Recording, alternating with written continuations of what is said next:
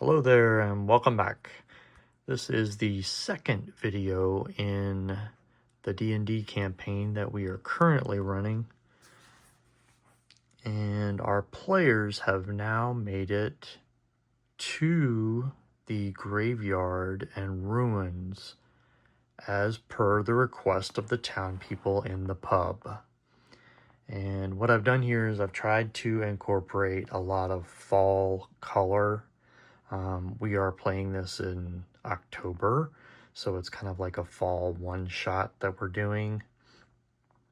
I added a lot of color to the current trees, some leaves falling on the ground. The graveyard here you can see is kind of overgrown. As our players enter, they are actually attacked by some vampire bats that have been awakened when they opened the creaky gate. And it was kind of funny because my rogue character here decided that they were going to impale one of the bats with their sword.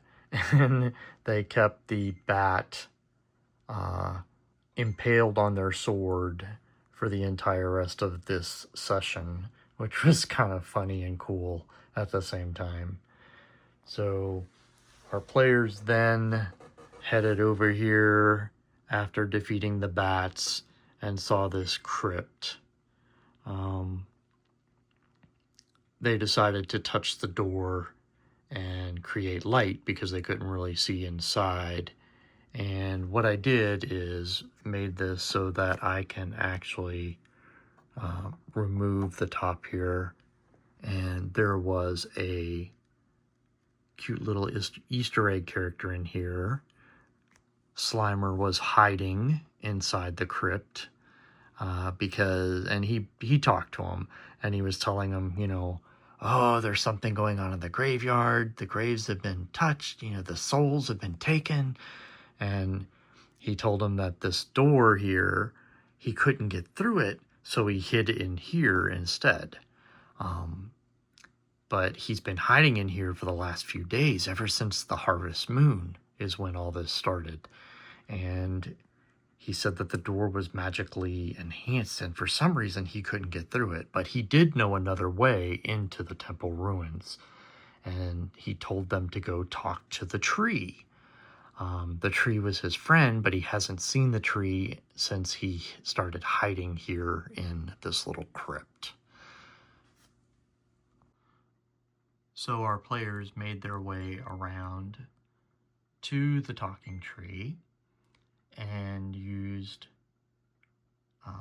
a nature skill to actually talk to the tree and hold a conversation. After realizing that the door is actually magically sealed, the front entrance to the ruins, they said, okay, let's go talk to the tree and see maybe if he could help. Well, talking to the tree discovered that he said, okay, if you answer correctly 2 of my 3 riddles, then I will show you an alternative entrance into the temple. And our players did that. They had 3 little riddles that they had to answer. They got 2 out of the 3 correct. So the tree opened this little side hidden entrance over here into the temple ruins. So the rogue character you can see here actually still has the impaled bat from the first combat scenario. She decided to jump up to the top ledge by using acrobatics, while the other 2 actually went down the long hallway to the green flickering candle area, where they kind of did really well by peeking around the corner and not rushing right in,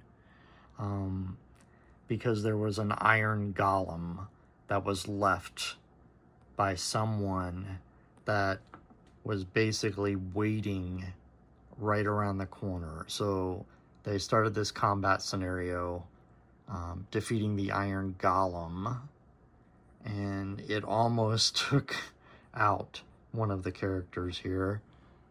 And once they defeated the Iron Golem, they went into the room here where I created a ritual chamber with a ritual dagger and some NPCs that had fallen victim to this blood magic or necromancy. One of our characters, who shall not be named, decided to drink the blood on the floor for whatever reason, and actually contracted a disease or two and almost went down completely. I think he went down to like 1 or 2 hit points after drinking the blood. So hopefully he won't do that again. So our characters, after investigating the ruins and realizing that there was not anything else dangerous or another combat situation, just a few rats, a few spiders, they decided to climb up the tower and explore and see if there was anything in the upper levels of this crumbling tower. They actually did do a perception check and realized that the sword laying there was attached to a tripwire, and if they would have grabbed that sword, they would have fallen down a trap. They used the pumpkin to kind of heal the person that drank the blood to get some hit points back, climbed up all the way to the top of the tower to find a couple of potions, a bag of goodies, and realized that there was really nothing else to explore in this tower. So they decided to head it back down the tower and back through the graveyard to head to camp. So now our players for the next session will be at the campsite, which will be the third section of this D&D one-shot campaign.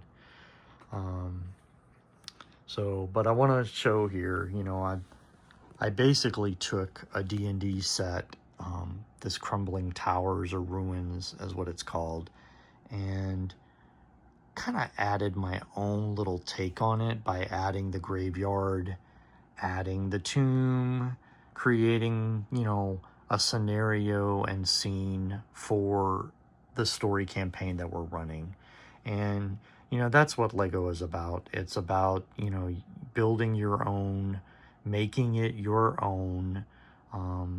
You can use sets, that are already pre-built, or, sets that you can purchase and then you can add on to them. And that's basically what I did. I added, some base plates, created a graveyard for them to go through to get to the crumbling tower.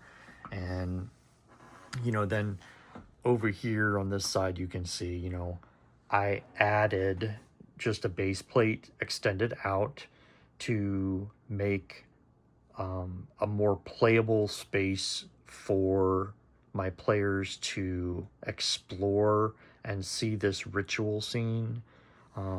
Actually, one of the players, there was a spell here, a spell of resurrection. One of my players still has that on their person. And there was a shield that I had hidden up in here. But there was really nothing else except a few potions, some gold, some loot, some different things to kind of give them a little bit of a heads up. They got several health potions, they got a potion of resurrection, because who knows what's going to happen in the next scene. So this is the second scene of 5 scenes that I'm doing for this campaign, or that I built for this campaign. And I really enjoy building these, taking the story and then just kind of like visualizing what it would look like to me, and then building it out of Lego.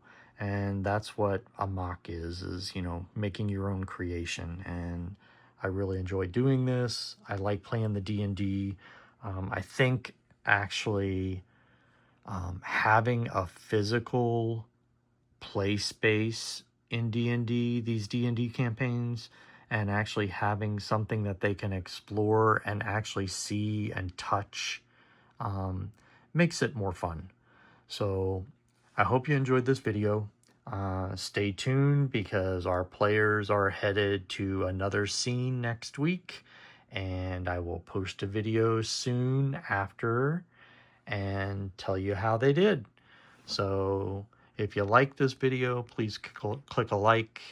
It would be much appreciated, and stay tuned for the next scene. Have a great day.